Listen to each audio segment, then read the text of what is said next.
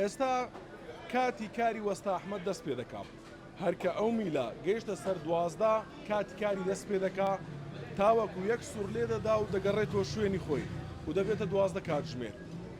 وەستا ئەحمەد لە ساڵی 2013ەوە لە نێو شاری هەولێر و لە جەرگەی شاری هەولێر لە شەقامی ئیسکان کار دەکات و هەموو ڕۆژێک بۆ ماوەی 12 کاتژمێر لەسەر پێیە و پشوو ناداتن.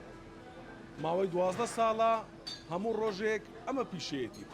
بۆ زانیاری زیاتر دەمەوێت پرسیار لە خۆی بکەم با کاتژمێرەکە دابنێم. وەستا ئەحمەدجان سڵاوت دەبێم. زۆر سوپاس. تا چەند ئاسوودەی لە کارەکەت؟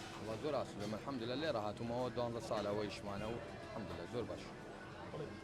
ئەو کەسانی کە دێنێ ئێرە ینی نەبوونەتە هاوڕێ لەگەڵت؟ بەڵێ بوون هاوڕێتەوە 12 ساڵە ماوەی 12 ساڵە هەموو ڕۆژێ 12 سعات لە کار بم طبعا دەبینی هاوڕێ.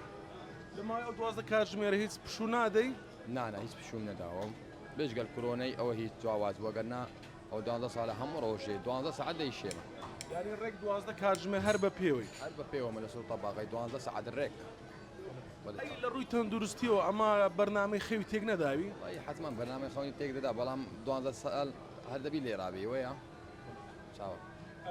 لە پێشودا کاری چێشتخانت کردبوو؟ نەخێر نەخێر بەس هاتم ئێرەوە لە 2013 تاوەکو ئێستا بەسیشی خواردنم کاردووە. باو پرسیارە بکەم دەستاوت خۆشە؟ وڵی دەستاوم زۆر باشە بەس دەبی لە مشتێکەکان بپرسی بزانە خۆشیان خۆش نییە. مشتری تایبەتت هەیە؟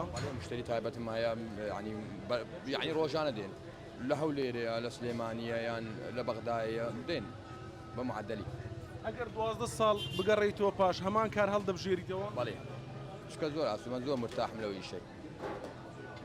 ئەی مامەڵەی خەڵکی لەگەڵت ینی مامەڵی خەڵک لەگەڵم زۆر باش بە خۆت دەزانی خواردن ناوە چی شێ خواردنێکی خۆش بێ خاوێن بێ کابرا مەجبورە بێت بەڵێ ساڵ لە ماڵەوە کە دەچێ ماڵەوە ینی گلەی ئەوەت لێ ناکەن کە کەم لە ماڵەوەی؟ ناوەڵە لێرە هاتوونە 12 ساڵ یعنی بە خۆت دەزانی هەموو ڕۆژێ لێرە دێ.